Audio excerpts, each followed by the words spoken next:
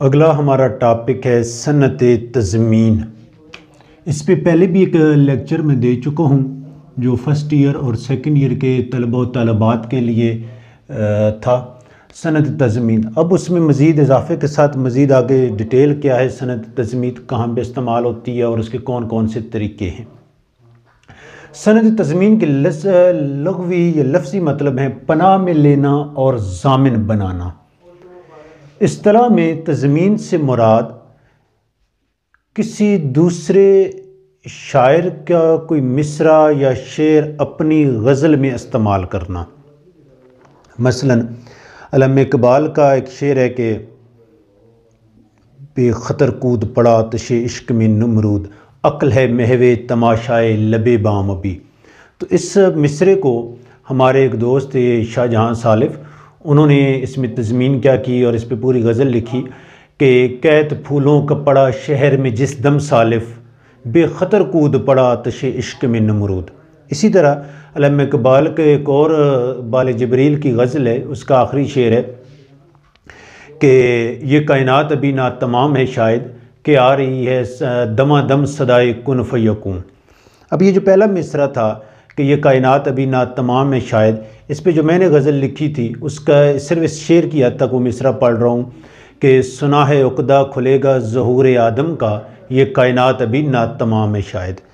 تضمین کا جو مقصد ہوتا ہے وہ یہ ہوتا ہے کہ جب کسی اساتذہ شعراء کی کوئی غزل آپ یا نظم اٹھاتے ہیں تو اس نظم کے برابر آپ نے اپنے جب شعر لکھتے ہیں، مصرع لکھتے ہیں، غزل مکمل کرتے ہیں، نظم مکمل کرتے ہیں، تو آپ کا ذہن اس لیول تک پہنچنے میں یہ صنعت جو ہے یہ آپ کی بہت زیادہ معاون اور مددگار ثابت ہوتی ہے کہ شاعر جس لیول پر، جس ذہن پر، جس شاعری کی بلندی پر موجود شعر لکھ رہا ہے، تخلیق کر رہا ہے، کہ آیا کہ آپ بھی اس لیول تک پہنچ سکتے ہیں یا نہیں پہنچ سکتے۔ اچھا، اس کی 5 صورتیں ہوتی ہیں صنعت تضمین۔ نمبر 1، ساری نظم جو ہے وہ آپ کی اپنی ہو۔ پہلی چیز، نظم مکمل آپ کی اپنی ہے۔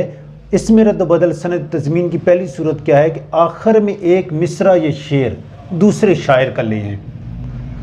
جو شاہ جہاں سالف کی حوالہ دیا تھا غزل کا اور اپنی ایک جو غزل ہے اس کا ذکر کیا تھا، میرا وجود وہاں ہم کلام ہے شاید، شعور زیست کا پہلا سلام ہے شاید۔ تو اس پہ ہے اقبال کی ہی زمین میں تضمین کی گئی ہے، سنا ہے عقدہ کھلے گا ظہور آدم کا، یہ کائنات ابھی ناتمام ہے شاید۔ تو ساری نظم شاعری اپنی غزل اپنی ہے، آخر میں ایک مصرع یا مکمل شعر جو ہے آپ نے کسی دوسرے شاعر کا لکھ دینا ہے۔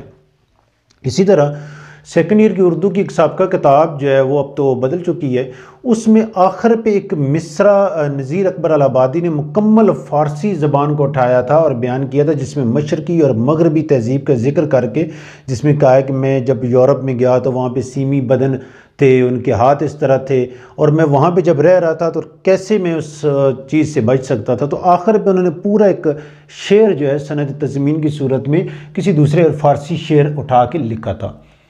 تو نظم اپنی ہے، آخر میں ایک مصرع یا شعر کسی دوسرے شاعر کا لگا دینا ہے۔ دوسری صورت جو ہے صنعت تضمین کی وہ کیا ہے، ساری نظم آپ کی اپنی ہوگی، نظم کے آخر میں اپنے مصرع اولیٰ کے ساتھ کسی دوسرے شاعر کا پہلا مصرع لگانا۔ مصرع اولیٰ کے ساتھ کسی شاعر کا پہلا مصرع لگانا۔ یہ کائنات ابھی ناتمام ہے شاید، کہ آ رہی ہے دمہ دم صدائے کن فیکون۔ مصرع اولیٰ کیا ہے میرا، سنا ہے عقدہ کھلے گا ظہور آدم کا، کسی شاعر کا پہلا مصرع لگانا، یہ کائنات ابھی ناتمام ہے شاید، شعر مصرع پہلے ہی لگایا گیا ہے۔ علامہ اقبال کا میں یہاں پہ شعر لکھ رہا ہوں، یہ کائنات ناتمام ہے شاید، یہ کائنات ناتمام ہے شاید، کہ آ رہی ہے دمہ دم صدائے کن فیکون۔ ٹھیک ہو گیا، اپنے مصرع اولیٰ کے ساتھ मिसरा उगला क्या है? सुना है उकदा खुलेगा ज़हूरे आदम का। किसी शायर का पहला मिसरा लगाना, पहला लगा दिया, ये कायनात अभी ना तमाम, ये कायनात अभी ना तमाम है, शायद माजरत, ये कायनात अभी ना तमाम है शायद। ठीक हो गया, पहला मिसरा लगा दिए हमने। तो ये क्या है? दूसरी सूरत है सनद तज़मीन की। सबसे अहम चीज़ कि जब ये तज़मीन का जो शेर ये मिसरा होगा उसे आप वावैन में लिखेंगे। तीसरा सूरत इसमें तज़मीन की क्या है? एक मिसरा आपका अपना होगा, दूसरा मिसरा दूसरे शायर का, जबकि तीसरा मिसरा किसी तीसरे शायर का होगा। मोमिन खान मोमिन ने जो लिखी उसमें जो अपना मिसरा था और दूसरे शायर का जो मिसरा था ये हम काफिया था, जबकि तीसरे शायर का जो मिसरा था वो उसका काफिया या रदीफ पहले दोनों मिसरों से अलग था।